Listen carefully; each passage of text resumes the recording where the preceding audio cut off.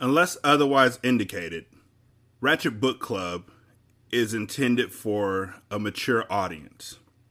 Viewer discretion is greatly advised.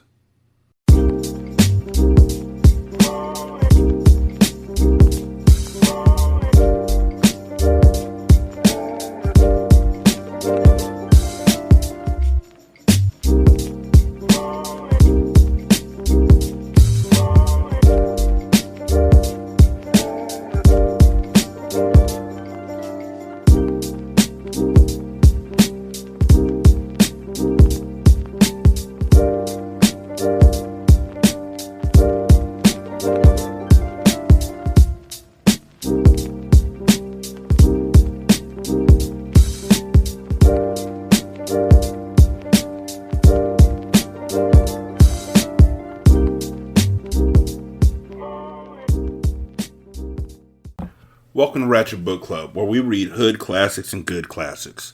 I'm Derek. 916-633-1537, Ratchet and Ratchet at gmail.com, Ratchet Book Club on Twitter, Ratchet Book Club on Facebook. I really want to like this book, and so I'm going to keep trying. But, Chapter 5, Tia. Major and I had known each other for years, ever since we were teens. Back then, other situations prevented us from ever pursuing a relationship. One of them being he was a teenage delinquent and was always locked up. But our connection was undeniable. It wasn't until a few years ago in our late 20s that we expressed our desire for one another. However, it was during one of the many times he had been locked up. We attempted to have somewhat of a relationship, but I backed out. I couldn't do it while he was in prison. I tried to get him to understand, but from his perspective, I had done him so wrong. He said that I wasn't a ride or die. He stopped calling and writing. I accepted it was his right to be mad and let him be, but I always held on to the idea of us being together whenever he got out. He got out and was free for a whole 2 years before he returned. However, right before he returned, we physically hooked up with no commitment or expectations. I was kind of caught up in the situation as well as he, but it had been hard to ignore what had been forming between us. After Major started serving his time, I informed him that I was pregnant with my now 4-year-old daughter, Rain. The thing is, I hadn't been sure who the father could be. I was honest about it, but because of where I stood with everything, my then situation stopped messing with me, while an incarcerated Major was supported regardless of paternity. I could only pray that it worked out. And because I wasn't in my right mind, I desperately wanted Major to pick me and wanted him as her father. So, while you're talking all this shit, you were cheating before he was cheating. And he knows you were cheating when y'all were together. Because he was a side dude. But there was so much more to the story. Lucky for me, not really, I'm being sarcastic, Rain came out the womb with semblance to Major, except she had my eye color, green. However, I would later learn that there was a solid reason she could look like Major and not be his. But at the time, though he had been locked up, Major seemed happy that she could be his daughter and fed me a bunch of promises and lies that further intensified my pitiful devotion to him. He was released when Rain was almost 3. At the time, I was still devoted to him, but I had a couple of male friends who happened to be exes heavily involved in my life. There was nothing sexual going on, but I couldn't convince Major of that. He held my friendships against me and used them to justify his lack of interest in a committed relationship with me. It wasn't until recently that we seemed to work things out and decided to give this relationship a real chance. We skipped the honeymoon phase of a new relationship, and it felt like we landed right in the middle of a bad one. Shaking my damn head. And here we were today. We had been living together. Wait, let me say it right. He had been staying with me while we tried raising a daughter together, along with my son from a previous not-so-good relationship. Taj's daddy, Quentin, as mentioned earlier, wasn't shit either, but that was another story for another day. It had been easy at the time to walk away from the other guy because I hadn't been completely invested. It was fresh and new. We messed around, and my dumbass got weird on him because I was trying to entertain Major's foolishness. But it was the way he handled me. It was different from any other guy I'd ever been with. It was almost terrifying the way I just naturally fell into a submissive state. And he used to smell so wonderful.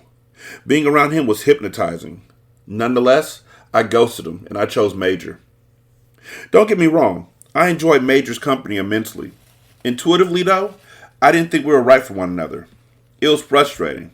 Not sure if I ultimately chose wrong. After a few more messages between me and my ex-fling, I found myself pulling up to Deneen's on Obsidian Pike, one of our favorite spots we used to frequent back in the day. When I was with this man, he didn't have a whole lot of funds to splurge on expensive dates, or so that was the impression he gave off. I didn't mind because I wasn't that kind of girl anyway. We made it work for us and what we enjoyed. It was more so about us sharing time together, and I can honestly say that I truly enjoyed those times more than any expensive date I've ever been on. I decided to go inside and at least grab us a spot to sit. To my surprise, I spotted him at the bar already waiting. Deneen's had a relaxed, casual vibe known for its southern comfort foods, especially its brunch offerings. The lighting was low, and the seating was mostly private and intimate. We loved coming to this place. However, I hadn't been since being with him, which seemed weird because I was extremely fond of the shrimp and grits in their signature cocktails. Mr. Broderick Miller in the flesh. God, being in his presence again sent my emotions into a frenzy. Crazy, right? He looked in my direction, eyes locked on mine, wearing an expression I couldn't quite decipher. It was somewhat of a sexy, devious smile with eyes that were penetrating my whole being. Seeing this man caused sudden heart palpitations. It felt like apprehension, but it was much more different. It was excitement. Euphoric, even. My breathing labored, nipples hardened, and a twitch traveled from my gut to my pussy, zapping it into a state of awareness. But why? Why was I still responding to this man like this? It had been a while, but his ever essence had left an imprint on me that I couldn't shake. Tia. It was almost as if he caressed my name with his tongue as he stood up. Give a nigga a hug. Unable to resist, I allowed him to envelop me in his muscular, inked-up arms. I swear I felt myself melting, and he smelled so fucking good. He released me, wearing an expression of pure elation. He coaxed me to take the seat next to him. Sit down and relax. I moved the bar stool over a little before hopping on it and immediately averted my eyes from his. Being around him was making me nervous, and I felt self-conscious. You look good, he said in a reposed manner as his eyes roamed all over my body. I replied, You do too. So what you been up to? How you been? And feel free to go ahead and order something, because I can tell you want to. I know you still eat all the time. Damn, really? I laughed, slightly embarrassed that was one of the things he remembered about me. There was no need to review the menu, because I knew what I wanted already. Whatever, I've been. How truthful should I answer his question? Should I have lied, or did he already have an idea? I've been okay. Just okay? His brow lifted in a probing way. I nodded, feeling my face relax into a more serious expression. I diverted my eyes to the other patrons in the restaurant. Don't look like that, love. His voice softened to match the tone I had taken on. That nigga must not be treating you the way you deserve. My eyes met his again. I don't want to talk about him. Okay, he simply said. The bartender came over to take our order. We both told him what we wanted, the same shit we would have ordered 5 years ago. He gave me a sly smile, but I could see the tenderness in his eyes as he stared at me. I miss your sexy ass. I be thinking about you all the time. Shit, I don't think a nigga ever really stopped being in love with your ass. Ain't that crazy? I shook my head emphatically. Don't do that. You didn't even know me then to be in love with me.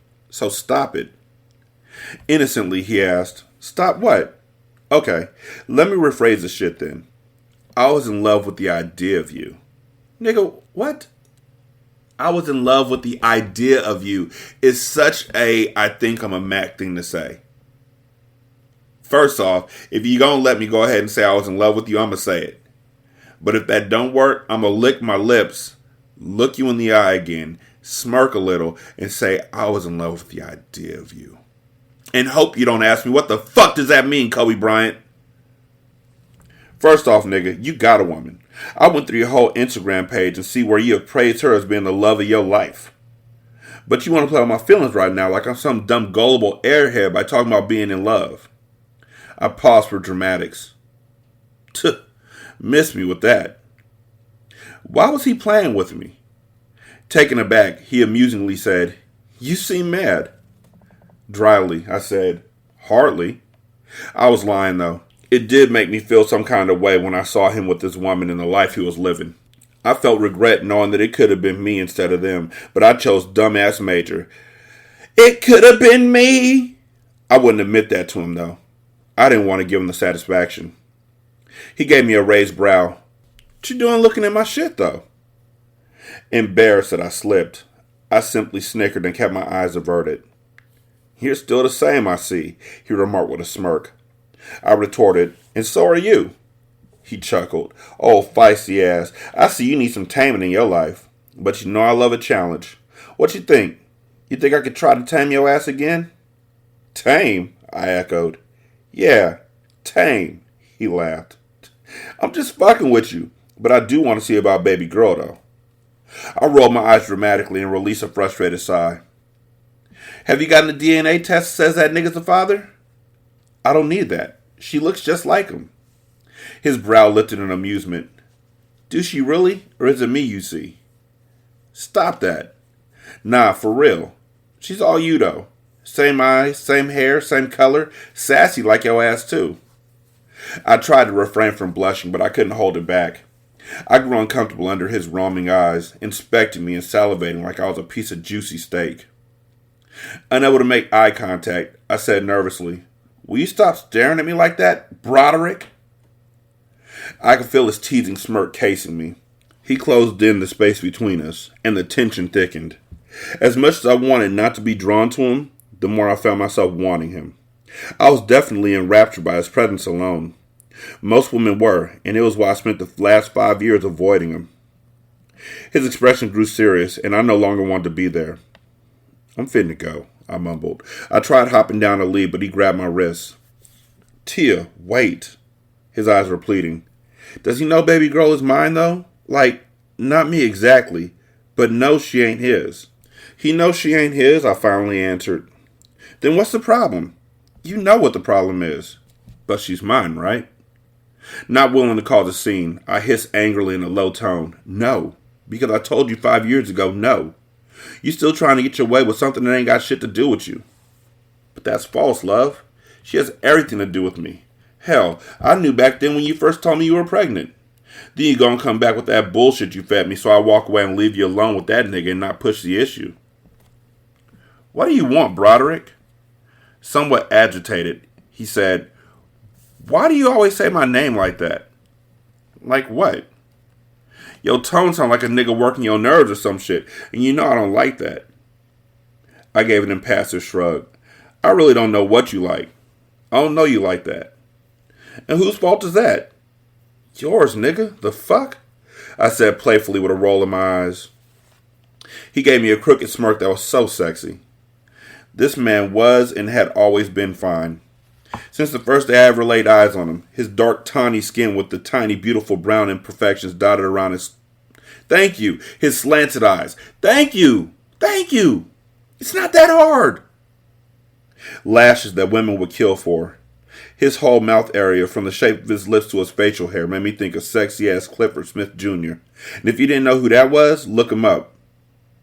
The thick, muscular build of his body, and all of his tattoos that documented those dear to him, both dead and alive, his street affiliation, and other miscellaneous notations that spoke of his life.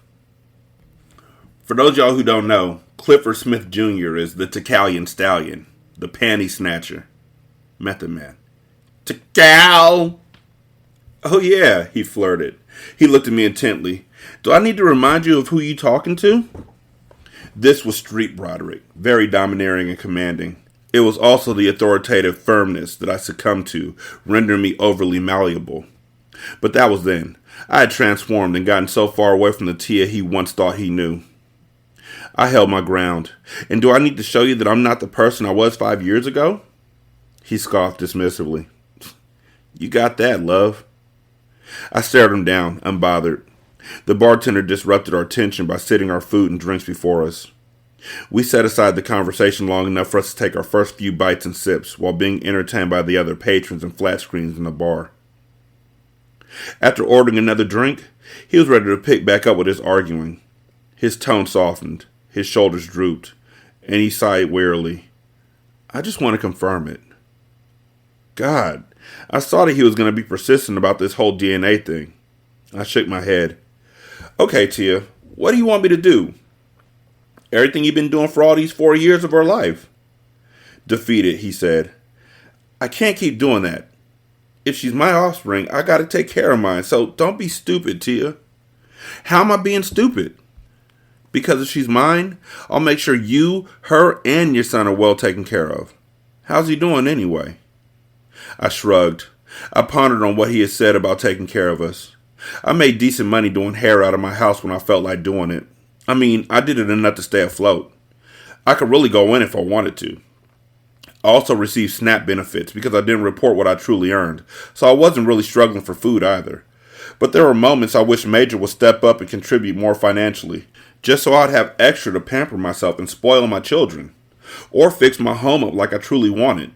I wanted a king bed so bad, and I wanted Rain to have a specific bedroom set. I'd like to upgrade my Malibu to a cute later model crossover like the new Blazers or something. More time passed before he asked, Do you regret choosing him over me? What's the point in even bringing that up? I asked, annoyed. Because I wouldn't mind hearing you admit that you fucked up. Even if I did, what would that change? What's been done has been done. But if you could go back and do it all over again, I'd choose me, I answered without thought. He nodded his understanding. Dig that. I took a look at my phone and saw that it was getting late, and I needed to get back to Shantae's to get the kids. You gotta leave? He asked. I nodded. He cleared his throat before quietly asking, So what's the situation with your apartment? Damn. I didn't want to answer him, but I knew he would find out eventually. Is this Major's fucking brother? Is this Sergeant? Or whatever his name is. I don't remember. Not Sergeant. Supreme. My bad. I didn't want him to answer him, but I knew he'd find out eventually. Is this why you wanted to see me? I asked. It's the majority of the reason. You know that nigga came over to the house telling all your business about how you finna lose your place. I couldn't do anything but laugh and shake my head. Seriously? Why didn't you reach out to me before all this? I stared at him knowingly. He dismissed me with a shake of his head and a chuckle. Tia, stop. I ain't worried about no situation. I ain't worried about a Major or a Charmaine. None of that matters right now. Just tell me how I can help you. Honestly, this is just terrible. Me being here and carrying on a conversation with this man was terrible. Everything about it was terrible, and that's why I cut ties with him when it was discovered that my Broderick was Major's bricks. His daddy. Unfucking believable. I mean, Major was right. He was telling Charmaine that obviously he was fucking around with somebody. I mean, it took me a while to de-escalate from that shocker when we found out. Fortunately, when we became aware of our connection to Major, we hadn't seen each other for a couple of years, so it didn't matter one way or another. However, I made it clear to Bricks that I wanted to keep our previous dealings between us. After that, I swore off any type of communication with Bricks as Broderick. I dealt with him at a distance as Major's daddy. I usually spoke through Supreme. Well, that makes sense why Bricks is so, want to make sure that the little girl's taken care of and wanting to make sure that she's taken care of and all that kind of stuff. Huh. Still, this is drama on top of drama. Like, this is a drama double stack with cheese and pickles. A little bit of spicy ketchup from Whataburger. Some onion strings. Cheddar cheese, by the way. Bacon, mushrooms. Fuck. I'm hungry. I gave Bricks' words some thought. I knew he wanted me the same as he did 5 years ago. Every once in a while, he would leave messages saying as much. I think he did it only to get a rise out of me and force me to deal with him in some way or another. But I always kept it short, until now. I was desperate. The cynical side of me also knew he was a man that would want to be compensated in some fashion. However, I was aware of his relationship with Charmaine, and I didn't want to give myself to another man only to be used. Then there was the fear of being indebted to someone, and they being able to hold it over your head. I didn't want to feel obligated. Yet, him speaking of assisting me was very appealing, which made him more enchanting, easily swaying me to fall into his trap. I shook my head. I can't ask you to help me. I'll just figure this out. He leaned over and took my hands into his, eyes soft and sincere. Too much physical contact. My heart began racing. My body tensed. The junction between my thighs throbbed. It was wrong. It was so wrong. Softly, he said, I ain't looking for shit in return. I'll do whatever on the strength of baby girl being my child. But what if she isn't? What if she's in fact Major's? I ain't a fucked up nigga anyway. Shit, she's either my child or she's my grandchild, right? I nodded. But the nigga you chose ain't shit, he added. I pulled my hands away from him. I know. Do something about that, love. You too beautiful to be going through this kind of shit. For real, Tia. And I told your ass back then, all the shit you used to complain about and wasn't sure about when it came to his ass should have been your deciding factor. Hey, I said that earlier. I said that a few chapters back. Remember? Remember when I said that? Remember? I twisted my lips at him. Over you, huh? You know you messed up, he said cockily. I got up and gathered my things. The whole situation's messed up, so let's just keep things the way they've been and stop commenting on my posts. I'll comment on whatever the fuck I want. Did he see it or something? Just stop, okay? I implored. Me and the kids gotta get home. It was nice seeing you, though. Tia, he called after me. This time I ignored my desire to be in his presence, because truth be told, I wanted to be around him. I truly desired to be in his presence. Maybe it wasn't even about him, though. Maybe it was because I was lonely and lacking attention from Major. Besides, being around Broderick Bricks Miller too long would lead to communicating with him again, and who knew what that would lead to. And at this time, I wasn't trying to open up a can of worms I wasn't prepared to deal with, and that was him actually being Rain's father. Chapter 6. Text. Friday, Tia, 11:59 p.m. I'm laying here and some shit ain't adding up. Or maybe it is adding up. I'm going through our old messages and looking at the times you went without responding to me. I'm scanning through Facebook also. I think you messing with that white bitch Kelly again. That's why you gotta be in Oaktown every weekend. Saturday, Tia, 12:03 p.m. Like, what was the purpose of being friends with Kelly? Because you weren't at first. Okay, cool, Major. The same shit you said to me, I'm throwing back in your face. Like I said, I ain't communicating with no other niggas, especially those whose dick's been in me. So if it's cool for you, it'll be cool for me. Tia, 12:11 a.m. And just so you know, I hadn't even felt like looking at shit, seeing who liking what and what the fuck you been liking, because I was feeling good about us. Until you pulled this recent shit. And now I've been calling and texting you all day since you left, and you haven't bothered to respond at all. Major, 9:43 a.m. Really? Tia, 9:47 a.m. Never mind, Major. Have a good day and, yeah. Just be you, my nigga. Major, 9:49 a.m. I cut my phone on and this is what I see? Major, 9:51 a.m. But if that's how you feel, then okay, babe, talk to whoever. Tia, 9:56 a.m. What'd you want to see? Thanks for not calling me or texting me last night because it really made me feel so secure and comforted about us and the shit I'm going through right now. I love when niggas treat me this way. Love you and keep being great. God damn, this is just so... You be blessed. You stay blessed. Oh, I am blessed. I'm blessed and highly favored. Oh, I'm blessed and highly favored and I don't know when it's going to stop. Oh, well, the Lord just keep on blessing me bountifully. You know, when church mothers beef. Major, 9:57 a.m. My phone died. Had yo go buy a charger, but okay, baby. Tia, 10 a.m. That doesn't explain why you suddenly friends with Kelly again. Tia, 10 a.m. Take a pic of the receipt then. Major, 10:02 a.m. She can send a request. Major, 10:03 a.m. What receipt? Major, 10:03 a.m. Laughing my ass off. Niggas don't keep receipts. Tia, 10:06 a.m. Can't even keep up with the lies you tell. SMH. Major, 10:09 a.m. First off, I bought it last night, but whatever. Tia, 10:13 a.m. Fuck her and her request. So you accept to put her at ease, but fuck Tia and how she may feel. Okay, I get it. Is this what you did to your last girlfriend that lost her trusting you?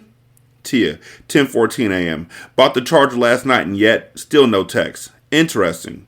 iPhones die and when you plug them up it takes no time for them to power on. Major, 10:18 a.m. I went to fucking sleep. Tia, 10:22 a.m. I'm done. Major, 10:23 a.m. Wow. Tia, 10:24 a.m. What are you wowing about? Major, 10:26 a.m. You saying you're done. Major, 10:26 a.m. If that's what you want, then okay. Major, 10:27 a.m. Set my bags and things outside the door. I don't want the kids to see me leave like that. Tia, 10:30 a.m. I was done talking because apparently you were and it wasn't getting anywhere. Tia, 10:33 a.m. And I ain't setting anything outside my door. Why would you care if the kids see you leave? At that point, you wouldn't care about anything when it comes to Taj, Tia, and Rain. You can get your own shit, walk down them stairs, get in your car, drive off, and you don't have to care another second about us and our feelings. Major, 10:39 a.m. Bae, stop.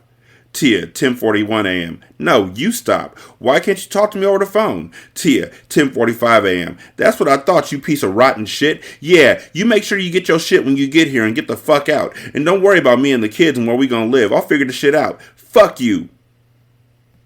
Major, 8:42 p.m. WID.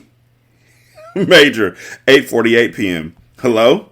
Major, 8:55 p.m. Okay then, I just wanted to let you know I got some good news. Major, 9:02 p.m. So you ain't talking to me. Major, 9:06 p.m. Okay.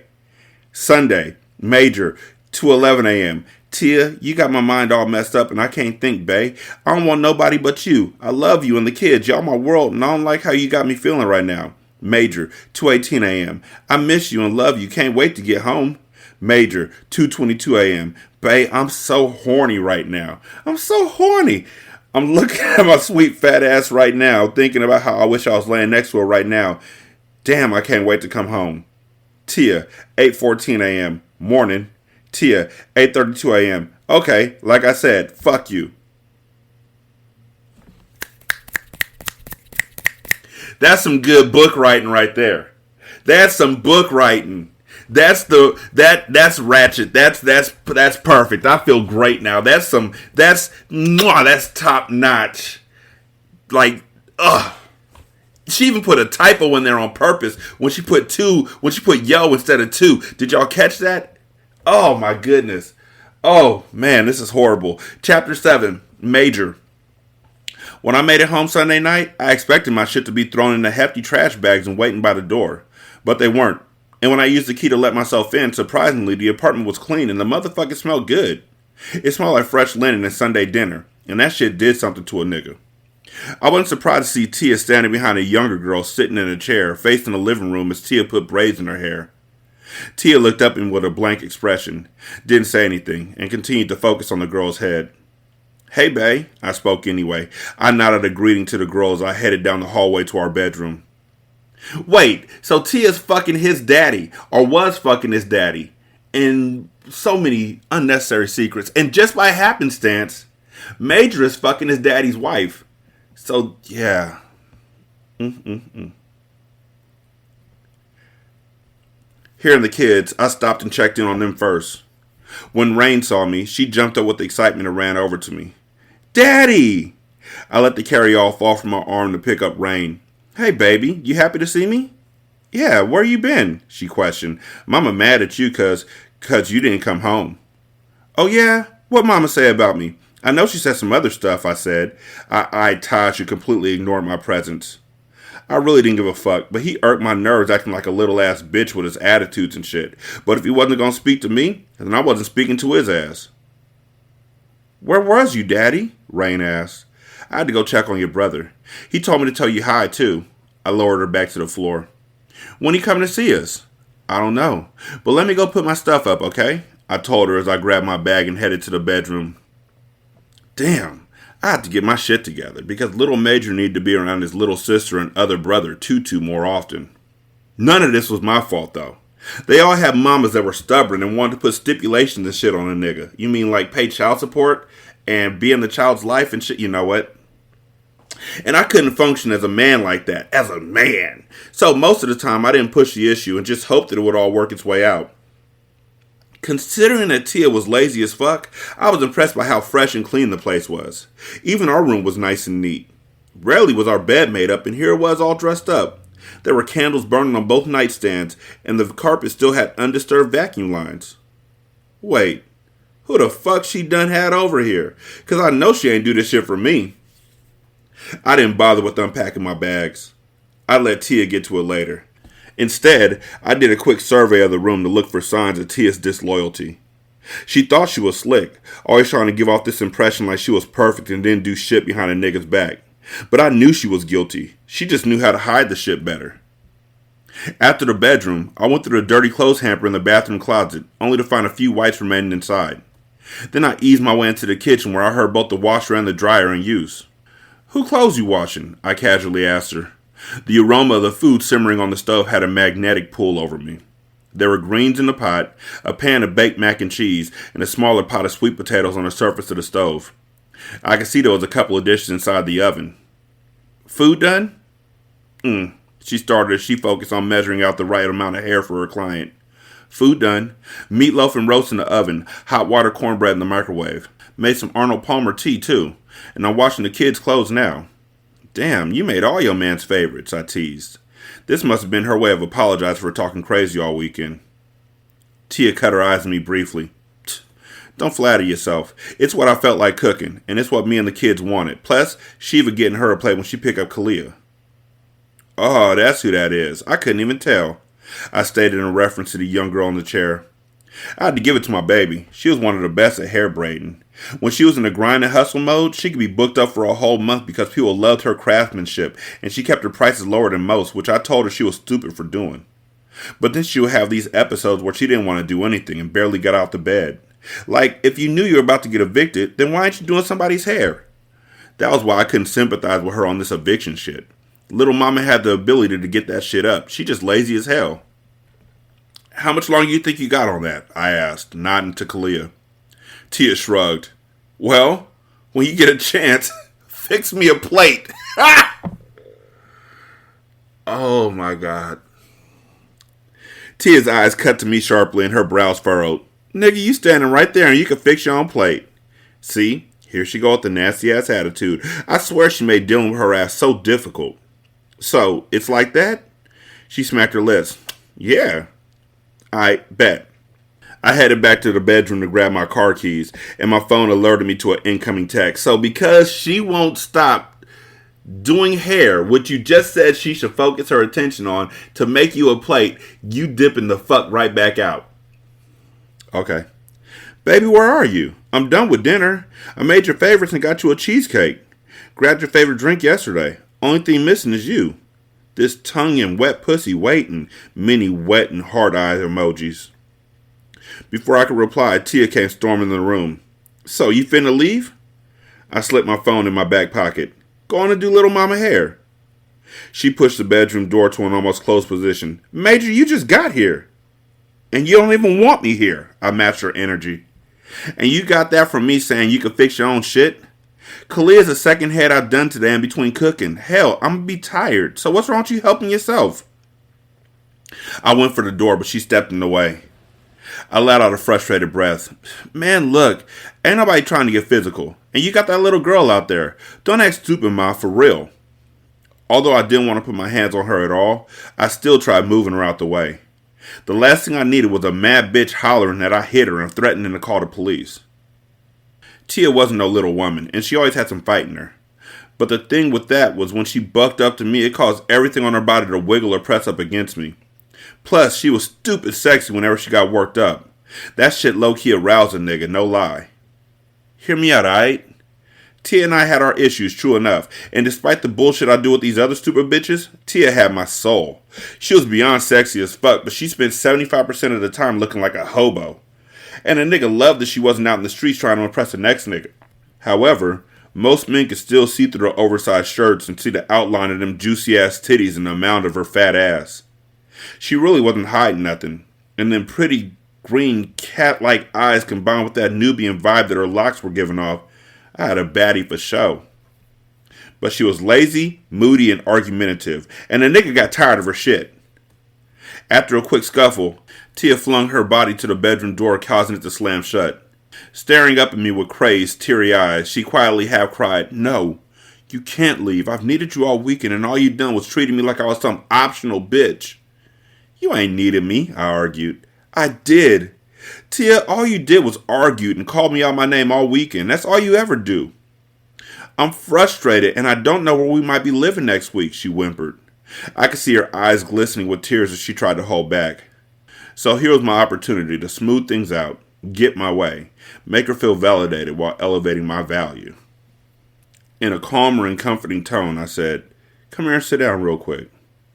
She succumbed to my softer side as always and allowed me to take her hands into mine, and I guided her to the foot of our bed. Sitting down, I pulled her onto my lap. "If you would have stopped talking all crazy to me yesterday, I could have told your crazy ass that I might have us a spot."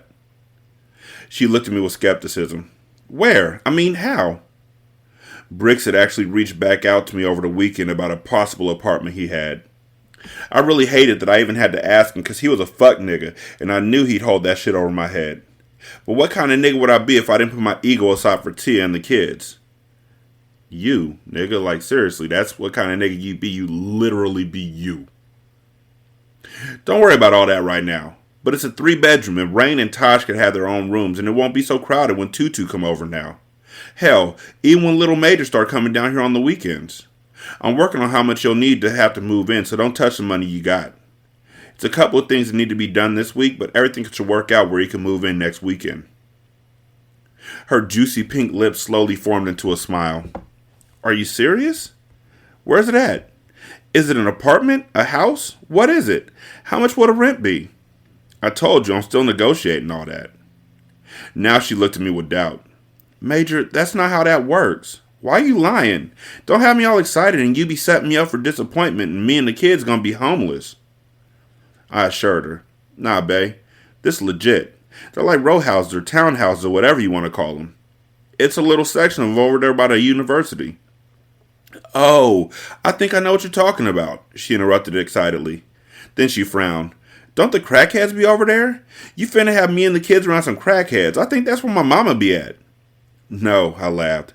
Somebody new owned these now and did some renovating and upgrading to the whole area. I think she believed me now because a big smile spread on her face. She wrapped her arm around me and hugged me. That's all I needed. Thanks, baby. I kissed her forehead. You know I got you. I wasn't going to let you figure this shit out on your own. But have a talk with the kids, especially Taj, about how the new place ain't going to be treated like his personal pigsty. That shit ain't going to fly no more. She hopped off my lap and waved me off. You swear, Major. He's 8. He's like most boys his age. And he ain't even that bad. Well, if you don't want to talk to him, Tia, I will. I don't want our next place to be as fucked up as y'all be keeping this place. Tia reached for the knob of the door. She gave me a look like she was insulted by what I said. Whatever, Major. What you want on your plate? Like, why does nigga hate an 8-year-old so much? This is just like the niggas in the Black Fathers group that I'm in. For shits and giggles. Because I don't need to learn nothing from these niggas. My kids are already grown or are almost grown or are already awesome. And I am in their lives. Plus, I don't need to worry about that shit. I have a blended family, and I don't call none of them stepkids, and they're my kids, and they fucking love me, so I think I'm doing good. I think I'm doing all right. But if you go into that group, you see this shit. Man, her 6-year-old son don't respect shit. Should I him up? It's this shit right here. I swear. I swear. That's it. That's all I'm going to say. I just swear. I swear. I swear. Ivy, she got access to the black men's group. I don't know how. That's crazy. Don't worry about it yet. Or you can go ahead and make it and just put it in the microwave, I told her. A look of confusion settled over her face. So you're not ready to eat now? Nah, it's not that. It's just I'm finna go holler at my mama. You know I gotta check on my dukes. A flicker of disappointment crossed her face, but she smiled through it. You think your mama would want a plate? I could make her one real quick. Yeah, you could do that. Tia happily exited the room. As soon as she was out of view, I returned my focus to my phone. I replied to that last text. I'm on my way. And I miss your pretty ass so much. Have my plate and pussy ready. My mama would never want to admit it, but the way she wolfed down that plate Tia fixed for her let me know that shit was delicious. And my mama could cook her ass off and was finicky about eating other people's food. Was it good, mama? I had to tease her. She waved dismissively before tossing the empty paper plate in the trash can. It was alright. She getting a little better. I laughed. Leave it up to old Dina Banks to downplay greatness. She walked over to the sink to clean her hands. Those greens were a little too spicy. That mac and cheese was good, though. What made her lazy ass cook all that anyway? I shrugged. You know she be moody like that. Mm-hmm. She still be doing all that arguing? She started drying her hands on the dish towel. I nodded. Every goddamn day. I don't see how you deal with that shit. What's wrong with her? What ain't wrong with her? I chuckled. Don't she know you're a king and she better treat you as such or she gonna lose you? Hey, I be trying to tell her. Have a talk with her, mama. I know sometimes it might seem crazy. This nigga's a baby boy. That's what it is. Mom's just co-signing this shit. At least his dad ain't have none of that shit. But that may also be because, he had sex with his baby mama too. I tried already. She don't listen to shit I say when we talking, so I just pretend like I got something to do and get off the phone with her. Hell, I don't know why she always want to call me to complain about you anyway. What the fuck she want me to say? How often she be calling you? It used to be a lot, but now it's every weekend, and it's always when you go to see Little Major. I done told her you ain't fitting to put her before your son, and that she need to get over that shit. That's ugly on her part. I know. Ain't that fucked up? Real fucked up. Talking about you ain't down here seeing Little Major. You down there fucking on some white bitch. I'm like, girl, how you know that? Tia be doing too much. When I made it back home, I had planned to confront her ass about bothering my mama with that stupid shit. Like I told her, she need to be worried about her little boy and get him some help. Do we still be pissing in the bed? I nodded and then shook my head with frustration. All she want to do is make up excuses for his ass and baby him.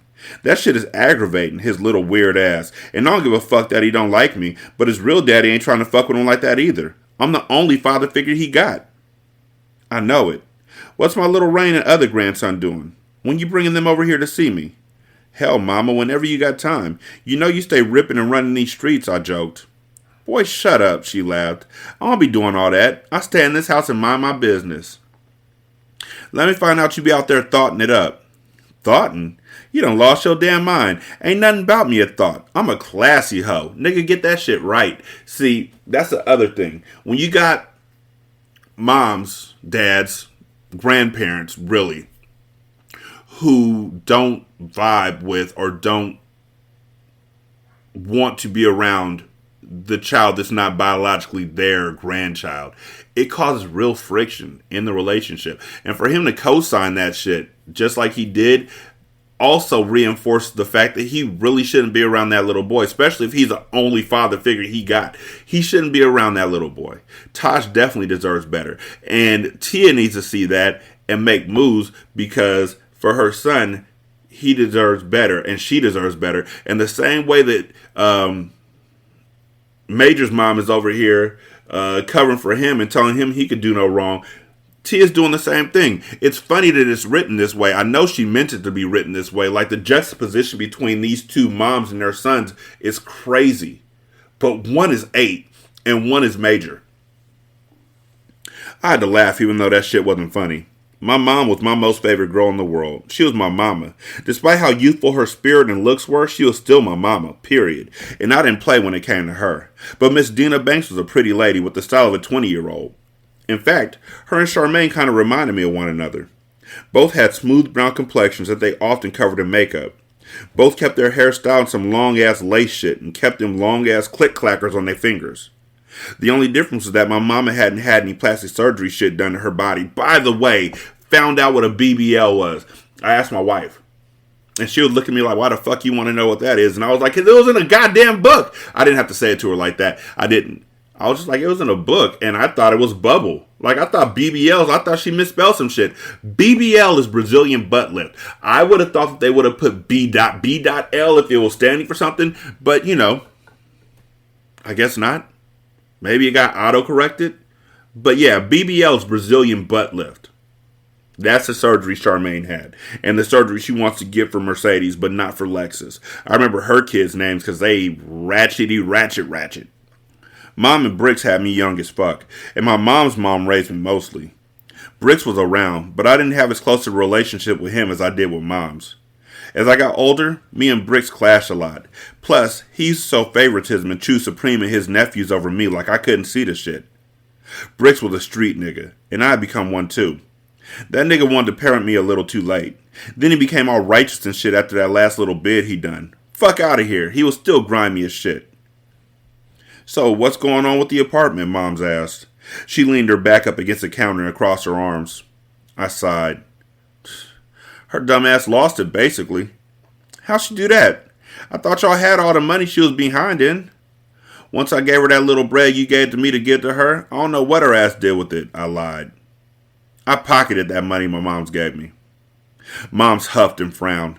Hell no, I'm gonna need my money back then. What's Tia doing over there? I thought that girl had a little more sense than that. I shrugged. Shit, I don't know. She be being all secretive. Honestly, she been complaining about that little ass apartment so much, I think she let the shit go on purpose, which, I mean, if that's what she wanted, then cool. But she ain't have to go through all this just to get it, you know what I mean?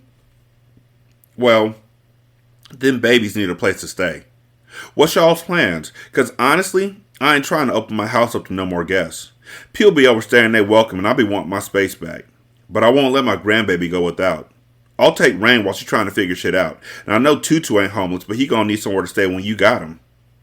We straight now, I informed her. Your boy came through and gonna let us get one of his units out north. My boy? She questioned. I could see it slowly registering on her face as a small smile formed. You mean Bricks? Yo daddy doing that for y'all? Oh, ain't that sweet? I had to force myself not to roll my motherfucking eyes. Mom's was smiling real bright now. How Bricks doing anyway? I would call him more often, but I ain't trying to get that little girlfriend of his all worked up. He's straight. Yeah, it tripped me out that he even came through for a nigga. You know how we do whenever somebody asks him for help. Nigga want to talk down to you and shit. Ain't nobody got time for that, old hating ass nigga. Oh, Major, your daddy's just trying to tell you right. Fuck that nigga, I grumbled. I stood up from the kitchen table, grabbing my keys in the process. But I'm finna head out. It's getting late, and I gotta get my ass up for work in the morning. Alright, she said, sounding disappointed. She followed me to the front door. When you talk to your daddy again, tell him I said hi and to give me a call. Alright. I wasn't telling him shit. I turned to her, and we embraced in a hug before I stepped out. I didn't know what it was about Bricks, but my mama was still in love with his ass, even though she would deny that shit. And I hated that she felt that way about him. Man, that shit irritated the fuck out of me. After leaving my mama's house, I headed to Angie's house. She greeted me at the door with a big, cheesy smile. As I mentioned before, Angie didn't have a banging body, but she was still attractive and put herself together nicely. She always smelled good and her clothes were always of high quality. Hey, baby. Her voice was soft and sweet. She wrapped her arms around me, standing on her tiptoes to plant a kiss on my lips. I returned the same enthusiastic kiss. She lovingly wiped away any lip gloss residue she left behind when we pulled away. I missed you, she sang. I missed you too, I said, stepping fully into her house. Angie's shit was nice. Her house was decorated like it was a model home. Her style wasn't glam luxe as Charmaine described the way she decked my daddy's house out, but it was cozy and comfortable. I love spending time over here, and she pampered and catered to a nigga. Nothing like the shit I went through at home with Tia. But if I had to be honest, if I could get Tia to be this way, I'd never go nowhere. Yes, you would. You figure something else out. Are you ready to eat? Angie asked. I gave her a playful look. Yeah, but not the food. She giggled. Boy, you crazy. I'm dead ass, I told her as I headed to her bedroom. I started stripping off my clothes to let her know what was up. Besides, I needed to get this out the way because she was going to be upset after learning I couldn't stay overnight. Angie sauntered into the bedroom with Smoochie, her Shih Tzu, following her. Put his little ugly ass out, I told her. I don't like him watching us, little weird motherfucker. With no objection, she took care of Smoochie. She returned to me stretched out on her bed, butt-ass naked. I pointed to my lifeless dick and said, You know what to do. Again, unlike Tia, who would have given me a screwed-up, hateful-ass face, Angie went right to work without any complaints. But let me tell you how crazy this shit was. When I closed my eyes to enjoy Angie's mouth, which was always good enough, nothing to brag about, all I could visualize was Tia in my head. Seeing her always helped me get my shit off. Why was that? 916-633-1537. Ratchet and Ratchet at gmail.com. Ratchet Book Club on Twitter. Ratchet Book Club on Facebook. Leave a review on Spotify. Takes about 13 seconds. Leave a review on Podchaser. Leave a review on Apple Podcasts. Leave a review on the Good Pods app. You can copy and paste each one into the other one. You can donate to the show at patreon.com/single simulcast or at buymeacoffee.com/sscast or on the Good Pods app. There's a tip jar. This book This book is a lot, but it's not a lot. You know, it's weird. It's like, it's Ratchet. It's definitely Ratchet. And everybody's fucking up. So there's no good people in this book. But I don't know. It's like when I read it, it's like, it's funny. That text message part was hilarious to me. Like, that was some good shit. So we're going to keep fucking with it. We'll see. Thank y'all so much for listening. I greatly appreciate it. Y'all be good. I'm going to holler at you later. Peace.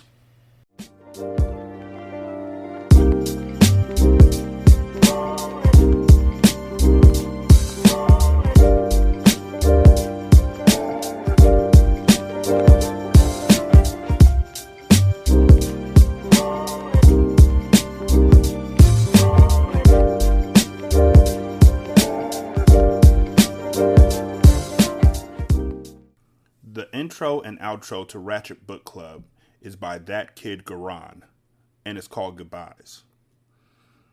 You can email him at tkgbeats94@gmail.com for more information on how to lease this beat.